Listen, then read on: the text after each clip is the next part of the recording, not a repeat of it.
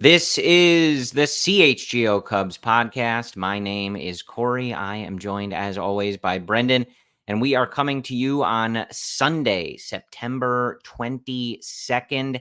And Brendan, we no longer have to pretend. We don't have to look at the schedule There's and the still a standings chance, Corey. and whatever. Yes, there is no chance. The Chicago Cubs have been eliminated from postseason contention officially. We got the graphics put out on social Oh, media, yeah.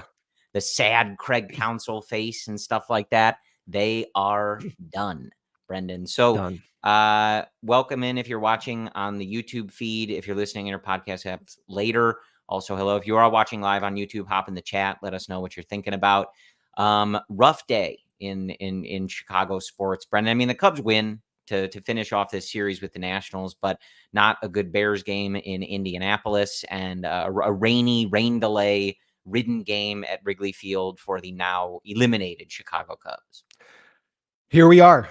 What is this? 7th consecutive season. We're wrapping up a make-believe playoff run yet again. Have not won a playoff game in 7 years. This is our reality. But you know what, Corey? If you were told me in 2016 this would happen, I still would have accepted it. This is the pain we have to endure as a result of 2016, and I'm fine with it. I would be fine with it too. I've told that story that I sort of said that at the time, sitting in the rain delay in Cleveland, like, So you lied to God, basically. You broke your promise to no, a I divine said I would entity. never ask for, another sort of sports related thing if they But just you won this but you game. And I don't think that I do. I find myself a lot more pissed off about it. The hanging on to them winning the World Series in 2016, which they did, wish they did, correct. does admittedly, even though I thought it really wouldn't be possible, it does get harder as the years go on. I do need them to make the playoffs again. But Brendan, on this episode, for those of you joining us, I think when the season is over, obviously we have 1 week left, a couple series left, and I think once the season is officially over, we'll really dig into looking back at everybody's performances and successes, failures, and obviously, unfortunately, we'll have the entire month of October to comb over those performances and then look at free agents in the offseason, et cetera. You guys know that in the studio, and I'll be in there sometimes with Luke, Cody, and Ryan doing the offseason grades, et cetera. So there will be plenty of time for that, but easier to do that when we have the official numbers and everything is scaled to 162 and stuff like that. I think on this episode, we're just going to react to them being officially eliminated. If I'm correct, Cody, Luke, and Ryan have not been on since that was official. So lucky us, Brendan. We are the first we get to discuss. We'll take it away. But yeah, I mean, I'm looking at our YouTube chat, and Drive Secure 247 says Cubs were done 3 months ago. And I do think there are a lot of people, even if they got pulled back in like a little bit, Brendan, I do think there is plenty of this fan base that was like, this team is toast a few months ago, and they never really got back into it. But regardless, like we've sort of gone on these rants and been angry and kind of anticipated this. But now that we're really looking at it, and as you mentioned, like the last time they were in a real playoff field was 2018. They don't win any of those 2 games, obviously. And then they win the division in a 60-game 2020 season, which doesn't count. Real. Yeah. And of course, not all of that is Jed's tenure, but now in Jed's tenure, we are on year 4. We're going to be going into year 5, correct? Do I have that right? Let me get my fingers, Brendan. 2021, 22, 23, 24. 1 more. 20, yeah. Good job. 5 years. Correct. So next year will be 2025. You have no wild card appearances. You have no division titles. You have no, obviously, playoff appearances. Year in, year out, you're basically one of those teams where we kind of comb through and go, okay, who's going to be their one all-star performer, that gets sent to the game this year? Farm system's good. Some of the moves were good. Shota, really good signing. Michael Busch, a really good trade. He had his 21st homer of the year this afternoon on Sunday. But another year, no playoffs, Brendan. Even if you go back to 2020, it's still 4 seasons since one of the biggest markets, usually one of the bigger payrolls in the league, has made the playoffs. It's not good any way you spin it. It's not good. There's always the instinct to figure out why it's not good. We've seen that throughout the entire week. And I will say up front, I'm very proud of this Cubs community and how they're critiquing this season. It's been centered exactly on the projections and the error in those projections. I've been very proud that a lot of fans have been pointing to, well, the computers did say they're 83, 84, 85 wins, and they're going to end up exactly around that. But even the idea of entering the season as an 83 to 85 win team was simply not good enough. So, of course, the likely outcome is you're missing the playoffs. I've been proud to see Cubs fans react like that. The goal is to not be 83, 84, 85, as I always say and have said to you now for like 2 straight years. I sound like a broken record. The goal is to be not even 90, even though Craig Counsell did say that, which I'm sure so you'll you're going introduce higher than Craig Counsell. The goal, if you want to be explicit, the goal is 95 and 98 wins on paper, and we'll talk about that. And this is not like, a revelation, a different philosophy that fans have that the front office does not have. Jed Hoyer entering this year said verbatim, they will need to outperform their projections. He also compared other teams, their projections, by exactly saying, well, for some teams like the Dodgers, their 30th percentile outcome is still a playoff contender. So this is aligned thinking from us in the front office. Now, where things differ, and we'll talk about, is the execution. Okay, so it's not a philosophical problem. It's the execution in whatever facet you want to put your ire towards. It's not working. And that, to me, is what we need to talk about and try to understand. Yeah. So to reference what you're putting out there, one of the quotes that we got a few days ago, I think on Thursday or Friday, Craig Counsell saying, quote, "We got to get better. We should try to be building 90-win teams here. That's what you have to do. That's the playoff standard." Now, Brendan, the first thing I thought when I heard that was, I don't think Craig Counsell listens to this show, but you have said something very similar to that, like 50 times on these episodes. And so I was reading that going like, oh, okay. This sounds familiar. Because of course you invented the idea of wanting to be a 90-win I'm a team. baseball innover, A baseball savant, they might call you. That's what they say. Yeah. I made the website. He is the baseball savant. But I want to say, firstly, I very much liked hearing that from Craig Counsell.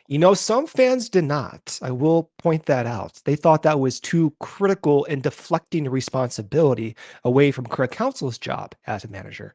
I disagree with that, but people did interpret it as such. Yeah, look, I mean, I think first of all, I think part of when he says that, I think he's including himself and his coaching staff. And so do I. And the development that they need to be helping the players make, and also just the strategy and deploying things. I mean, you think of certain things like, how aggressive they are on the bases or things like that, little things that, are team decisions. Like that is something that the coaches are deciding and how they're managing. So I think he's including himself and that kind of internal development in those comments. But I didn't take it that way. I feel like he left a good situation in Milwaukee to come here. I feel like him and Jed must be fairly aligned on some stuff.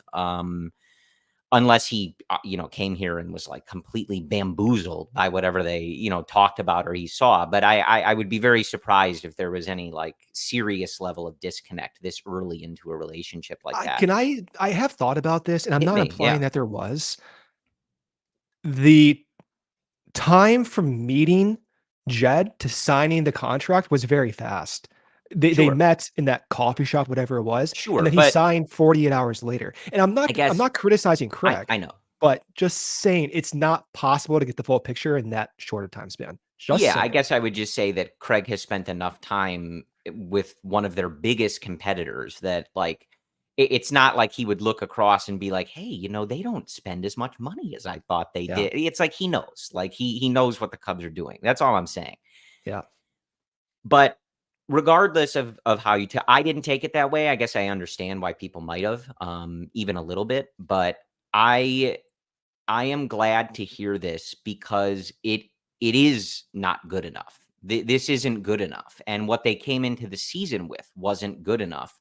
And it's fine to hear that sometimes in those like little platitudes in the press conference, or, when Tom writes his stupid letter and says, we strive to be in the playoffs and we're going to do whatever we can. Like, but at some point you want like a little more specifics, and not just those empty platitudes of we're getting better and we are trying. Like, no, this wasn't good enough. Here's where we were at and we need to be here. And Yeah. that's like the clear standard. And I want to hear the manager say that. I don't want them talking in circles. I don't want them making excuses. I don't want them looking forward to next year. I think every now and again, how they go about and, like you said, execute the plan of fixing it, we'll see. But every now and again, it's nice to just hear someone say, this isn't good enough. We have to be better than this. Full stop. And there's a way of communicating that to the media versus how things are done internally. Craig understands what went wrong. The front office knows why they missed the playoffs. The path forward to address those problems, however, is not clear. The hope is Craig's outside perspective, now being in his first full off season without having to figure out where he's going to live and sign with a new team, is going to accelerate the process that needs refinement. That's my hope. There's a lot of talk in the chat, on Twitter, about firing Jed. He's not going to get fired. If he I gets don't think fired, so either. I was going to ask you that. I really I'd don't be think so shocked. either. So the Yeah. reason that I don't believe Jed is going to get fired, because we do see this all the time. You alluded to it earlier. Their farm system's one of the best. And so there's major league acquisitions made that did not work, and he will be criticized for that. But there's an entire other operation that has yielded results so far, Yeah. not at the big league level, but in the form of value that you can use for trades, which they have done so far in trying to get Paredes, although that hasn't worked out either. But there's value to that. So if the opportunity exists for Tom to not turn everything over and put together a team that is, in his mind, affordable, Yeah. well, there is that in front of him right now. And so Well, and every bat is at AAA as well. So if there's a time to see it, it's going to be next season under yeah. this ownership and under this front office. Well, and I said the other day, I joined the watch along for a few innings with Cody and Luke for, was it the first game of the night? Yeah, the Thursday game of the National Series. And I was saying too, like, we don't really know if this isn't kind of good enough for Tom.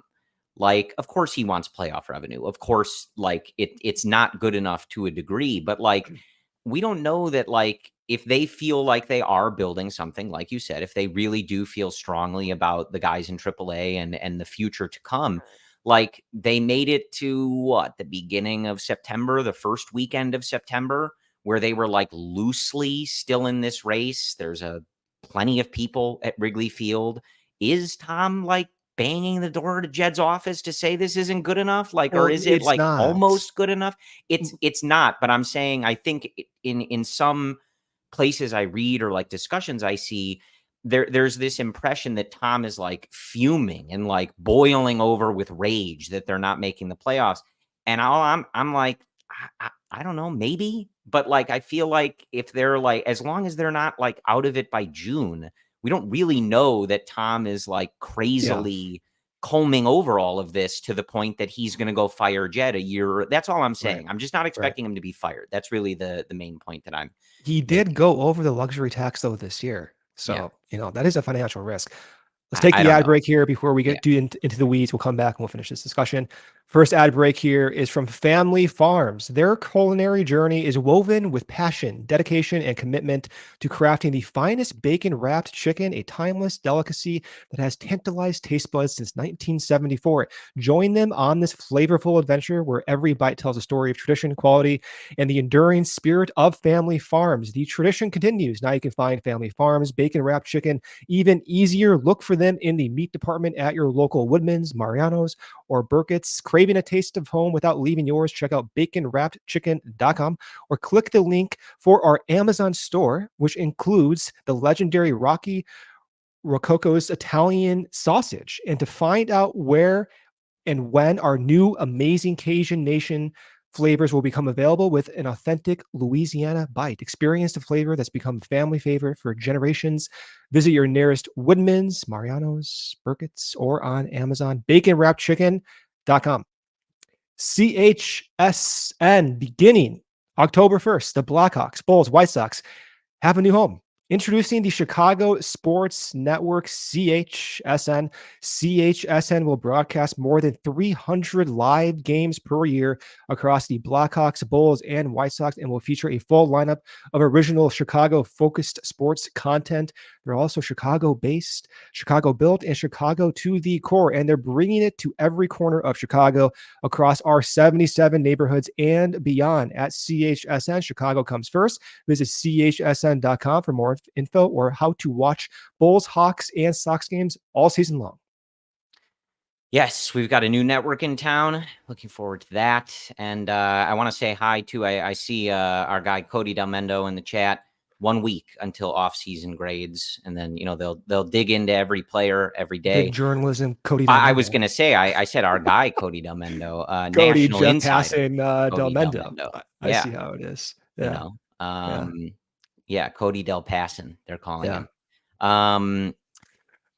Anyway, about the Cubs, it's all to say, I felt like we would learn something about Tom in the way that he approached this. And obviously, if we saw a similar cutthroat effort to when they let David Ross go and brought Craig Counsell in, if the first day of the offseason or even the day they were eliminated from the playoffs, like Tom Ricketts was like, yeah, not good enough. Like, we're going to move on from Jed Hoyer, et cetera.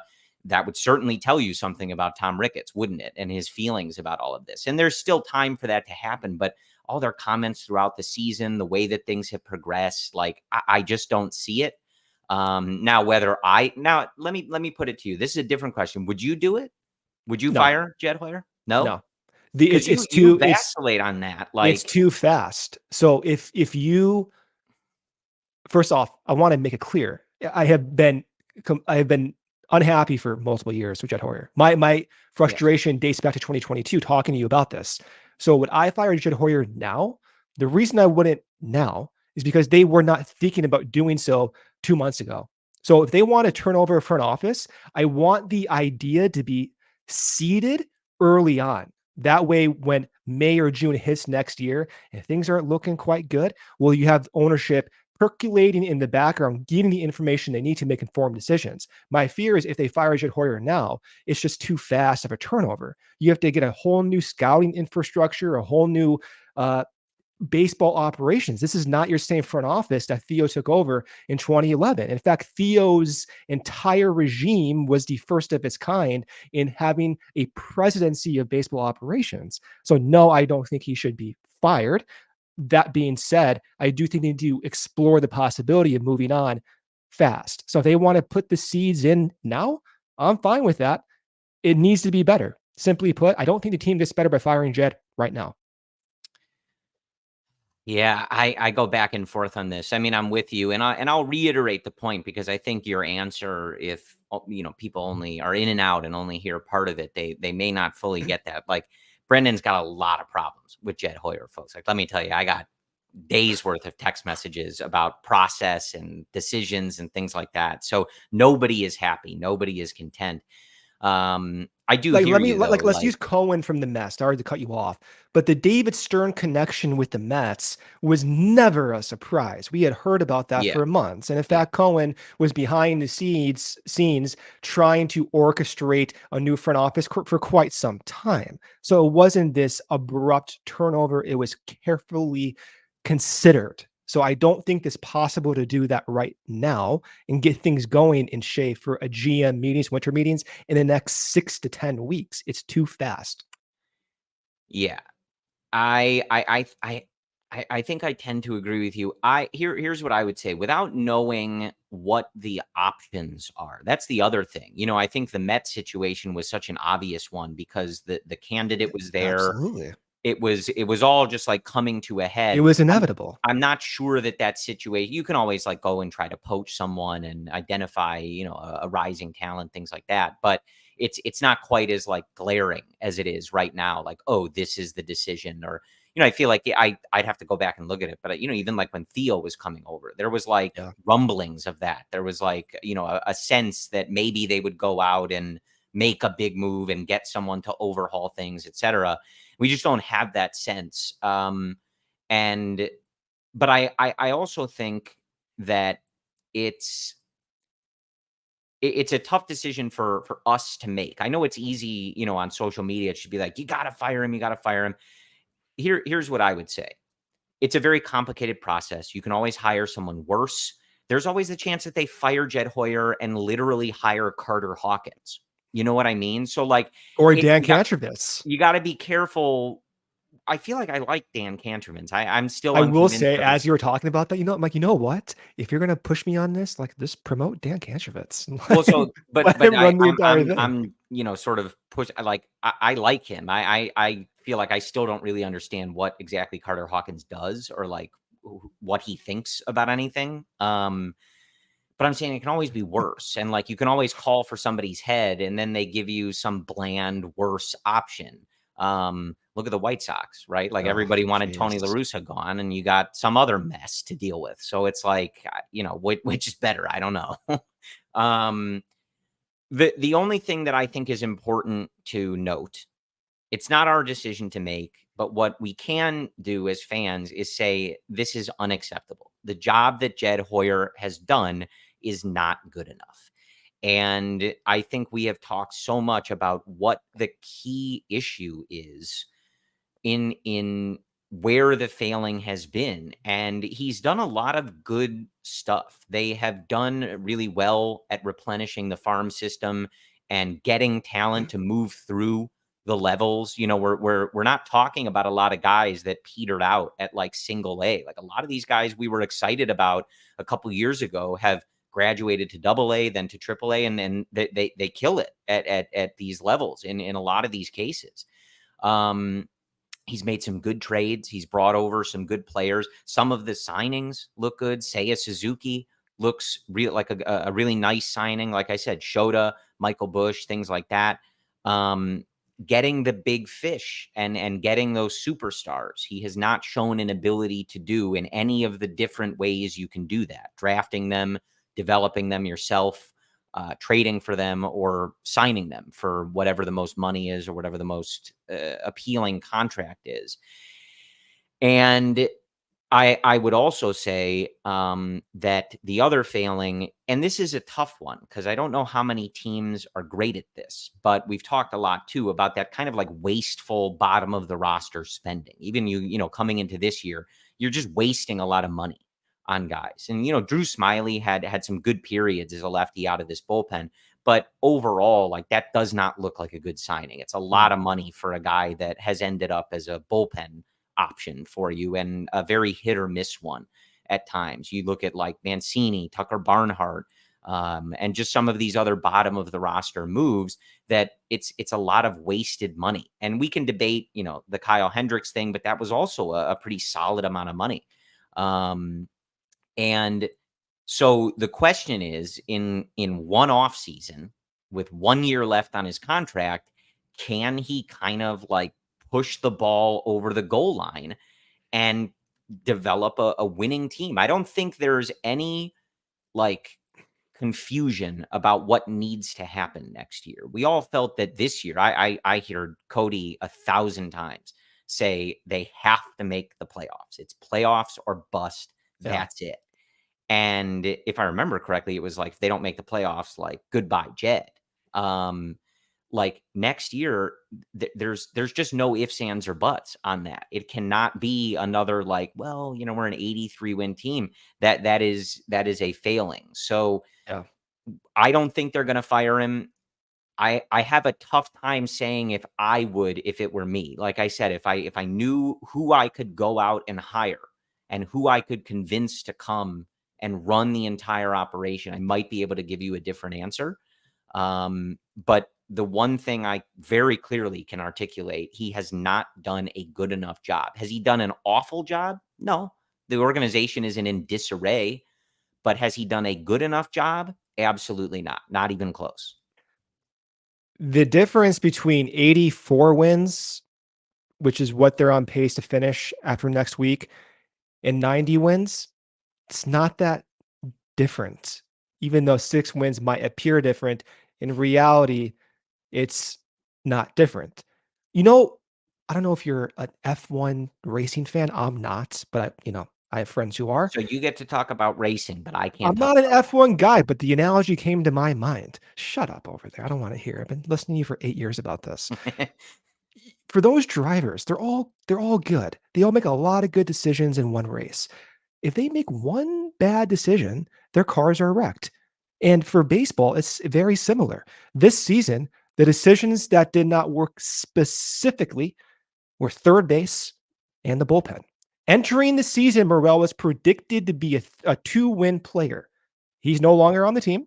He's going to finish this year as a negative 1 WAR player. It's a 3-win swing. Similarly, the bullpen, ALLCITY, Merriweather. Those are your 2 guys at the back of the bullpen.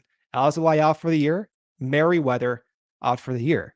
The bottom end of their May and June was so severe that they could not crawl back from the crater that was those 2 months. So those 2 mistakes sunk this team, and it was not enough to overcome the good they did acquire. Shota has been among the best signings for a Cubs pitcher in history. Yeah.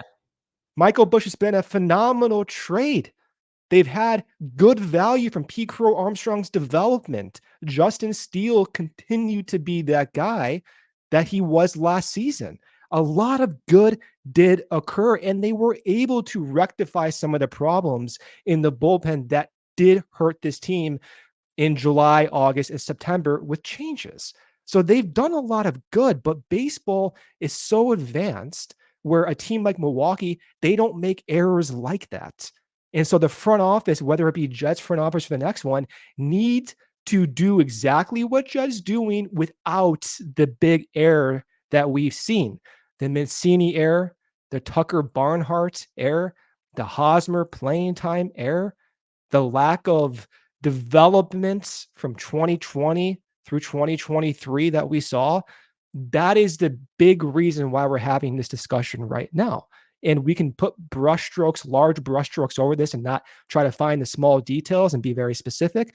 But generally being, I think Craig Counsell hit it on the head. Milwaukee's a ways away ahead of the Cubs. They don't make errors.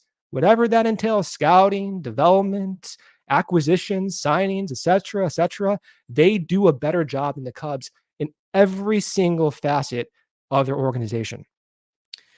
Yeah. I mean, again, look, I think however you spin it, you just have to have a better standard than this. And it's very easy for us to come on as guys doing a podcast and yell and complain and stuff like that. But when you are this market and you have the payroll flexibility that you do, even if we want it to be more at times, you cannot miss the playoffs in 4 straight seasons. You can't miss the playoffs with this You can't. luxury tax going over. It cannot be a good enough standard. And at some point, too, like that's the other thing, like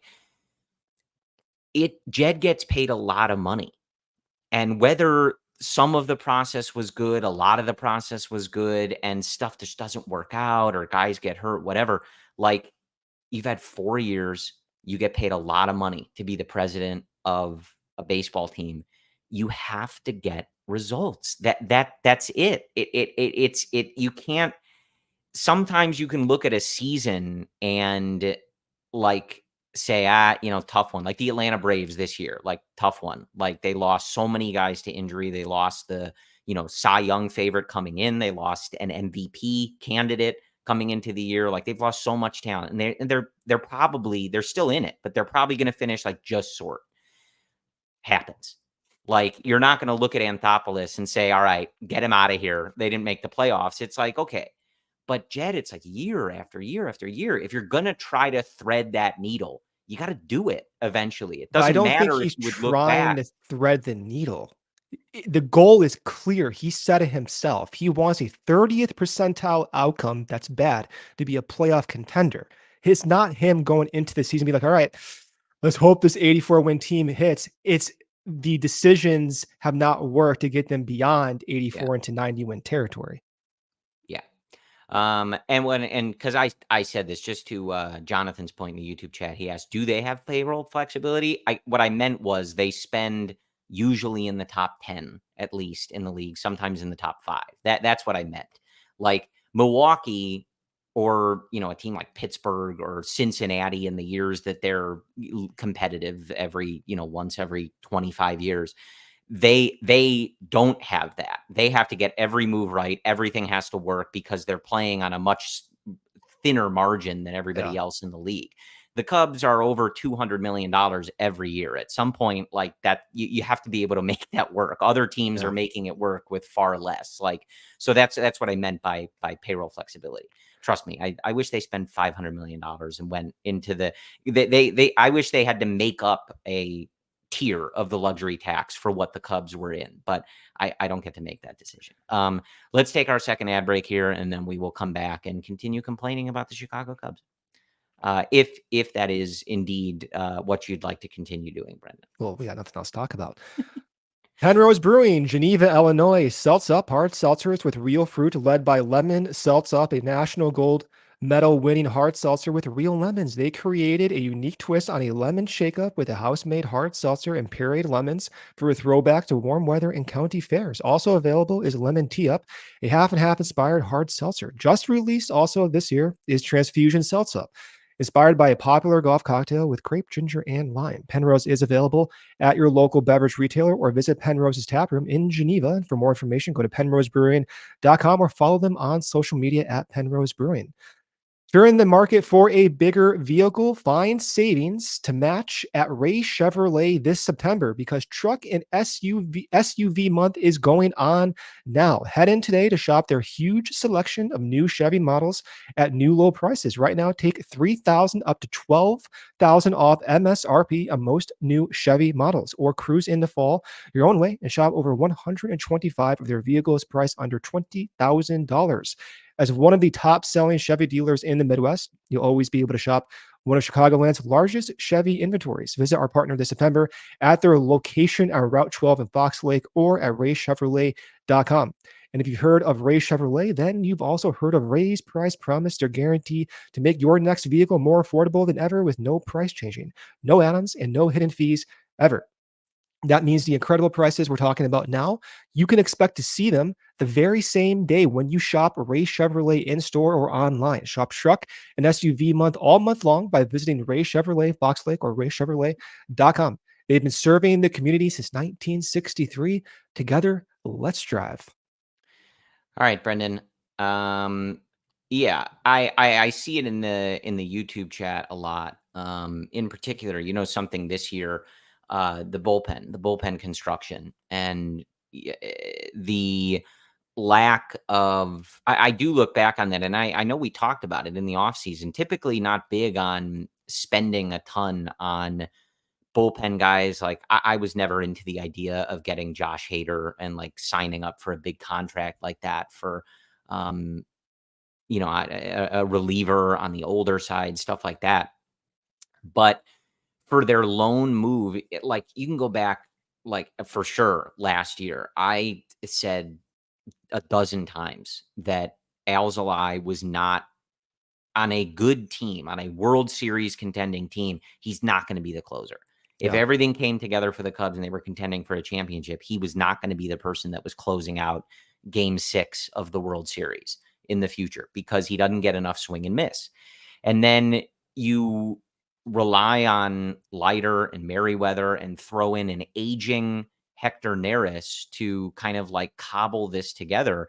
And it's no wonder that you lost so many close games and one-run games and blew so many saves. It's not the single reason that the Cubs aren't going to make the playoffs. Their offense was a roller coaster ride, disappeared at times, et cetera, et cetera.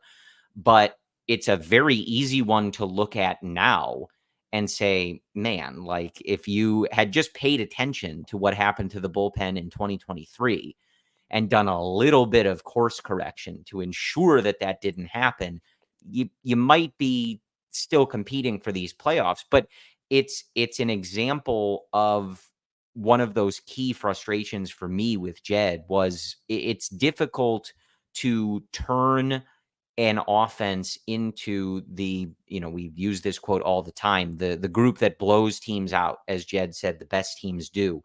It's difficult to do that overnight or even in sometimes just one off season. You have guys developing, the free agents are the free agents, the trades. It's tough to do. But if you're not able to do it, you have to shore up every other area of the team, knowing, hey, we're probably going to play a lot of one-run games again. And they didn't do that. And now we're sitting here in September. They're going to miss the playoffs. Now, with the way they played the last, week or so against the A's and the Nationals and stuff like that, the gap's going to get bigger. But it was they were in this. Like they're realistically going to miss the playoffs by only a handful of games. And I feel like these were areas that were very predictable. I've said it for weeks now. Every time we've kind of had this feeling that they were done and we were pissed off and we were yelling on the show, it was always stuff that we were all talking about in the offseason. Hey, here's what I think the issue is. Here's what I think they didn't do enough of. And here we are getting ready to be in another October that the Cubs are not a part of. And none of it is some big surprise as to why it happened, Brendan. Spending money on the bullpen is not a guarantee. They spent money on the bullpen in the form of Hector Neris. It didn't work. My ire is not towards, they should have been more careful and try to secure the bullpen by going outside the organization and signing more relievers. I don't look at it like that. The way I look at it is their pitching infrastructure, as good as it has been, was simply not good enough. It was not the best. They were not able to develop pitchers at the same pace the rivals developed pitchers. Milwaukee, for example, lost Hader last season. In addition, they lost Devin Williams the entire year for the most part, although he came back during the summer. The way they built their bullpen was also a same risk profile on paper as the Cubs. But why are we sitting here talking about our bullpen faults and interpreting the faults in the context of not spending enough? They did not develop good enough. It's a fact. Brian Hudson for Milwaukee this year, former Cubs hand. This happens all across the league. It's not to say the Cubs suck at doing this, but Brian Hudson has a 1.7 ERA in 62 innings. With the Cubs 2 years ago in AAA, over a 4 ERA. With the Dodgers in 2023 in AAA, a 7.3 ERA. Comes over to the Milwaukee Brewers and becomes one of the most valuable pitchers in the league. They have done a better job at doing that, of course, than the Cubs. You look at someone like Jared Cohen, okay? Last season in San Diego in AAA, had a 5 ERA in 45 innings. This season in Milwaukee, almost 60 innings, a 2.4 ERA. Going into the year, both those guys I was talking about, Brian Hudson and Cohen, they had negative WAR projections. Same risk profile as the Cubs, but they execute. Their scouting was better. Their player development was better. So Jed not accounting for the error in the bullpen is not through going outside and not spending money. It's that they didn't build a good enough developmental infrastructure. And that was one of the concerns I was expressing years ago. I'm talking 2020 when Theo was turning over. It was, I don't know if we can count on Jed having a robust developmental system because they've never done it before. During the Cubs era, it was bulk first round generational talents and heavy high free agent signings. In this new baseball environment, I'm not sure Jed has the collaborative network to hire folks to solve this problem. And it's been proven true in 5 years. Now we have Kantrowitz and we have Carter Hawkins, and maybe that turns around the next year, but that's the problem. They haven't developed good enough. Point blank simple. It's not just spending. They haven't developed those bullpen guys. Yeah, I mean, look, like organizationally, you're not on the same level. I mean, and that's what Craig Counsell said. He was like, "Oh, you got a ways to go to You're get to where dramatically away. the Brewers are," and it's true, and it's sobering, Brendan. You know what I mean? Like it is For one of those sure. things you kind of like sit back sometimes and you're like, shit, like You think? I like this division has been run by other people for almost a decade now. And you look at it, it is like that, like some of the scouting stuff, some of the development stuff, the signings, the trades, like they're just not at that forefront in some of these areas when you look around and how other teams are executing around them. And I'll tell you, man, like I am really sick of watching the Brewers celebrating and popping champagne at the end of September every year when they win the NL Central. It's it's a shame, and I'm genuinely like I'm sick of doing it. Our guy Niren in the chat, the Brewers are outclassing us. Perfect way to put it. And how can that be allowed to happen year in and year out? And like I said, I think for a lot of people, they want that kind of like visceral, immediate action. Like this is not good enough. Prove it that it's not good enough. So give me Jed Hoyer's head, right? Like that's what they're calling for. I don't think they're going to do that, but I understand why the fan base you do want that. I feel that too. Like I need to know that the organization. It's nice to hear Craig say it, and it's nice to read it or hear them say that. But it would be nice to have something that is just like very clear. Like this is not good enough. Year after year after year, just these mediocre teams with the same problems. They don't win the division, they don't make the playoffs. And I said this when I was talking to Cody and Luke the other night, like I and maybe we talked about it too. Like I'm not even doing the Juan Soto thing. They're not going to get him. They're not going to pay him Yeah, in a competition I with like the agree. Yankees trying to keep him. No And chance. No they're not chance. going to. I'm not going to do it So again. I would so so love to be clip proven this wrong. when they actually do it. Fine. But that's one of those things. I don't care about being wrong. I want the Cubs to be good, Brendan. I don't care if I'm wrong. If it meant me being wrong and looking like the biggest clown on a Cubs podcast, great. Give me But all you the love rings. but I'll be you the love biggest but clown. you I'll put love the being makeup right. on. I don't care. I'm with you. Yeah, well, I But mean, and look, it just I don't have the answers. If they want to pay me, what is it, 8 figures to have the answers, 7 listen, figures to have the answers, it's pull I'll work all-nighters to figure it out. I'll work hard to try to have the right answers and But build the best roster. But the we said it this offseason, like there can't be any middle ground here. It You must make the playoffs and win the division next year. How yeah, you get to that point, how you look at Milwaukee's roster now and the moves that they'll make between now and whatever the other teams in the division do, like I don't know. yeah. But you have got to find a way. You're in this like low 80s mix year after year.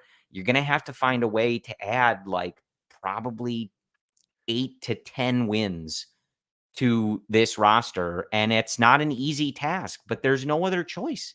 It's not good enough for this organization. It's not good enough for the standard that they should have. And I get why a lot of people are going to be of the belief that like, well, we think that, but do they think that? Do the people running the team and the organization think that?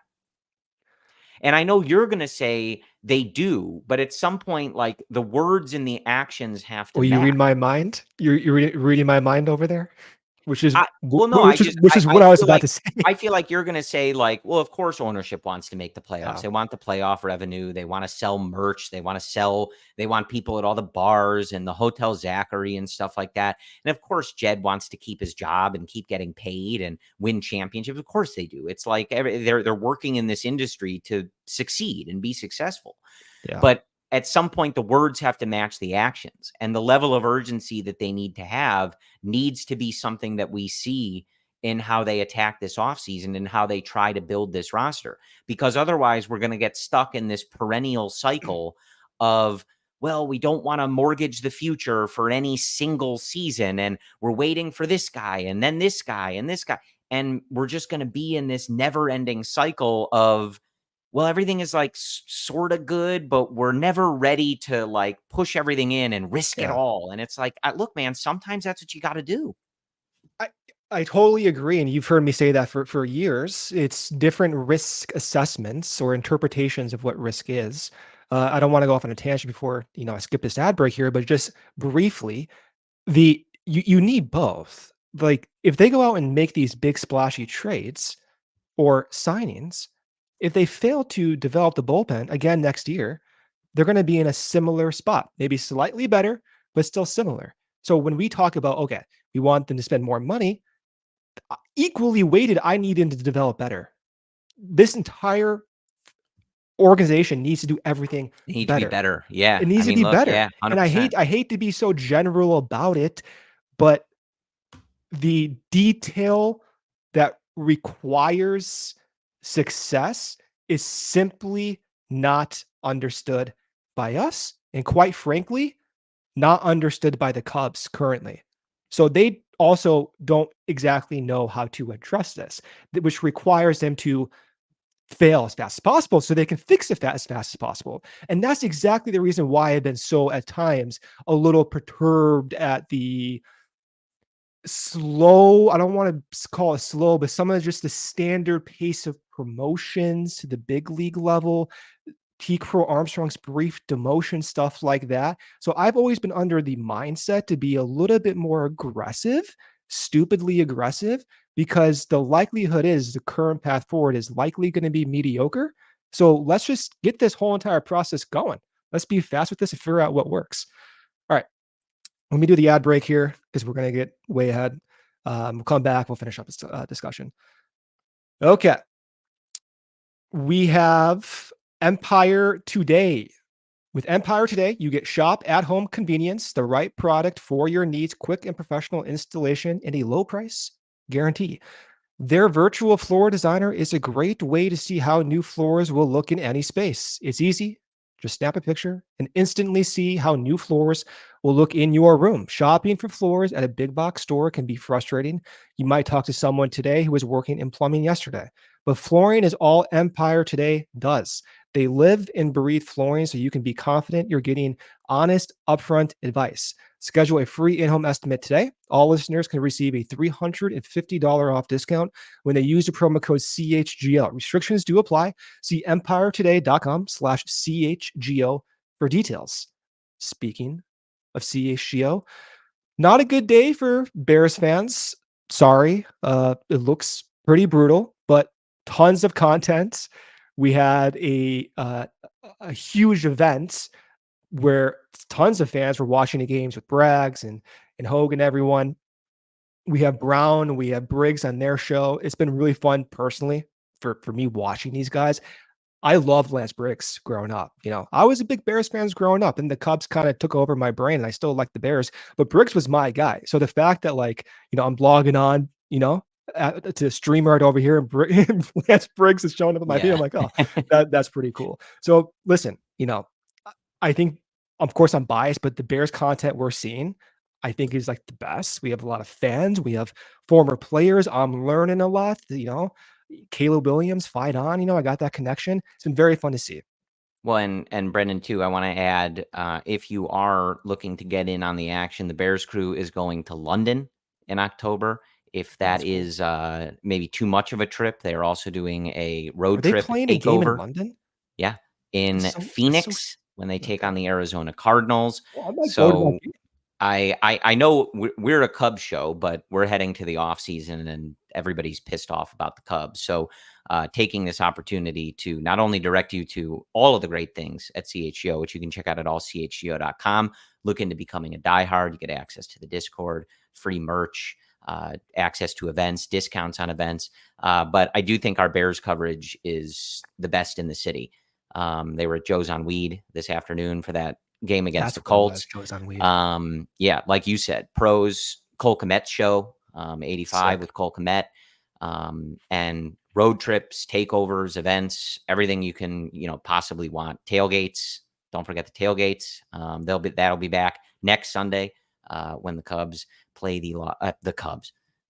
Freudian slip. When the Bears play the Los Angeles Rams here in Chicago on the 29th. So if you are looking for that Bears community, Bears analysis, CHGO has you covered. And of course, we have a great Cubs crew, great everything crew, but Ryan, Jared, great articles over at allchgo.com. And we will do our best to guide you through this off season. So appreciate your guys' support as always for everything going on at CHGO. I don't know, Brendan. I'm like, this is a low point, I feel like, I disagree. I don't think it's a low point. I mean, what?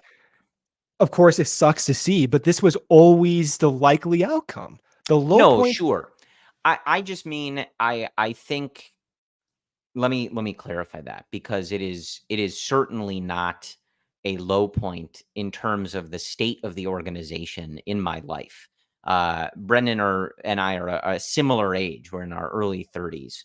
And so we have seen some truly awful teams. I watched plenty of games that were led off by Nafi Perez or Jose Macias. You love it. I do it to get a rise out of you. It's like always in the 50th minute. What the hell's wrong with you, dude? I just want to ruin your Sunday night. Jeez, But man. So it is not the low point of my Cubs fandom, but it is a low point in the sense that when Theo came and they did the first rebuild, and of course they win the World Series, and even after winning the World Series, they go back to the NLCS. They had, win 95 games in 2018. And for, the Brewers catch lightning in a bottle. What are you going to do about it? But it is something where I just got that confidence, like, this is a different version of the Chicago Cubs than I grew up with, or a different version of the Chicago Cubs that my mom would explain she grew up watching, or my grandma, and things like that. And not that they're back in that level of ineptitude, because they're not. They've had some truly horrible eras. But it's just dismaying to have had that success and feel like the standard has been raised by the organization, and to be in this period where it just feels so like blah. And I thought Luke had a really great kind of rant. I don't know if he ended up doing it on one of the regular podcasts, but he did it during the watch along, where he was talking about like Shohei and the show that he's putting on, and the hitting the home runs and creating the 50-50 club and stealing these bases, this incredible season that he's having. And it wasn't just unique to Shohei that it had to be Shohei, but just that we're watching these stars do these things. The year before, it was Aaron Judge. And you just have these players who enter the national spotlight for their performance and what they're doing, and the way that they're bringing eyes to the game. And it's just never the Chicago Cubs. And it just is really disappointing. And you've had an opportunity to bring some of those guys in. And we list those names all the time, but whether it's Bryce Harper, Juan Soto, in theory, you could have tried to get Aaron Judge too, Shohei Ohtani, et cetera, et cetera. It's never the Cubs that have this big, bright, shiny star that the whole world wants to watch and that they go out and get because they're the Chicago Cubs. And of course, someone like that should be playing in Wrigley Field in Cubs blue pinstripes. And so it's certainly not a low point in what I've watched from this organization. Like, they've been a total dumpster fire at times, and multiple times in our lives. But it just is not a great feeling at this point with this organization. And, not to like it is what it is, but it does pair with the fact, like, and we talked about this recently, like, then they're sending me an invoice and they want more money from me to keep my season tickets. It's like, I don't know, man. Like, this is not the best I felt about this organization, even though, as we say, like, there are many, many worse situations across Major League Baseball. And there is a lot of good with this team. As we saw, on Sunday, like Shota Imanaga came in. Craig Counsell was talking about it after the game. I just read a quote from our guy, Ryan Herrera, over on Twitter. Like, they signed him. Everybody was like unsure because, Yamamoto was the big prize. And Shota comes over. He's been their best player. That's what Craig Counsell said after the game. I think they're 23-6 in games where Shota Imanaga Wow. takes the mound. And Craig Counsell after the game, he goes, he's been our best player all year. He's that guy. He came over here and just immediately took over. And it's been a joy to kind of watch. So there is a lot of good, but it's not a great feeling right now with the state of, just the organization and like what that direction is. Man, I've been feeling this way for years. That's the sad part about this. I don't know what the solution is. I don't know if firing the front office now is the solution. It could be. I don't know if the current infrastructure is the solution, even though they've done good. It could be. The sheer fact that it's wait and see to me is just not comfortable. It's Yeah. not acceptable. And in hindsight, we'll see, how we review the front office this time next year. But in hindsight, the likely conversation we're gonna have is why did they keep Jed? That's literally the likely conversation. Doesn't mean it's 100%. The way it doesn't happen is those AAA bats we've been talking about, Dan Kantrovitz's draft, they produce value next year. And we get more Michael Bushes at cheaper rates that allow them to improve the bullpen through trades, accepting more money, and offsetting some of the failures they see to get pushed past 90 wins. It's still possible, but the wait and see alone is very uncomfortable. And maybe we'll be pleasantly surprised in the offseason in the form of really creative, dramatic trades. But then again, it's what proof do you have that's possible? Maybe the Yeah. Isaac Paredes one, but that's also been really bad so far. So I don't really know if I can give much confidence other than the fact that Dan Kantrovitz has done a phenomenal job drafting, and we have a lot of minor league value right now.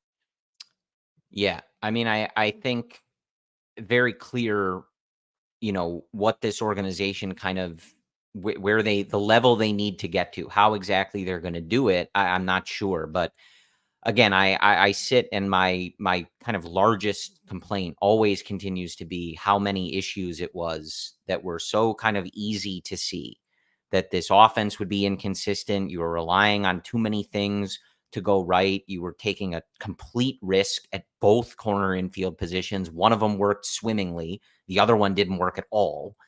And you sketch about the bullpen. Do you have enough starting depth? All these questions, and then we sit here and they're missing the playoffs for Yeah. all these these exact reasons. It's The impossible answer not to be extremely pissed off about that. the answer we got from the season is they don't have good enough coaches, good enough development. That's for me, the takeaway. And not to be like rudely blunt about it, but the bullpen was a complete and utter failure for Yeah, 3 months of the season. That was I mean too this, late, too little, too late. I mean this without hyperbole. That stretch from early June, or rather late May, up until the All-Star break, was the most brutal Cubs Yeah, baseball I've ever watched, where you have starters going 5, 6 innings, bullpen blowing games, 1-run games left and right. Pitiful offense, bullpen looking absolutely below league average, not even a replacement level. I'll take replacement level. A complete and total failure that is on the front office's inability to identify the necessary coaches, tools, and resources for that to not happen. And that specific reason is why Milwaukee is winning the division. And it highlights exactly why Milwaukee is so damn good and running laps around the Cubs and continuing to do so for the next or over the past 4 or 5 seasons. yeah. All right. we got a jet. I think that's all we have. We have a long off season of extending this conversation. Oh, can't Unfortunately, wait. It's going to be thrilling. The main takeaway, it's not good enough. This is going to be another October that the Chicago Cubs are not a part of. Many big franchises and organizations that have big payrolls going to be in there. The Cubs will not. So as always, we'll take you through this next week. We'll be there for you this offseason to break it all down. But the standard has got to be elevated, folks. The Cubs need to make the playoffs, and they will not in 2024. Yep. So thank you guys for joining. We appreciate your support. Cody, Luke, Ryan, with you through the week to get you through this last week of the season. Brendan and I will be back with you next Sunday. Disappointing. The Cubs are eliminated, and that's all it is. It's unacceptable. It's disappointing, and that's it. We'll So see you we next will Sunday. talk to you next week. We appreciate your support. And as always, go Cubs. We all silly like the mayor.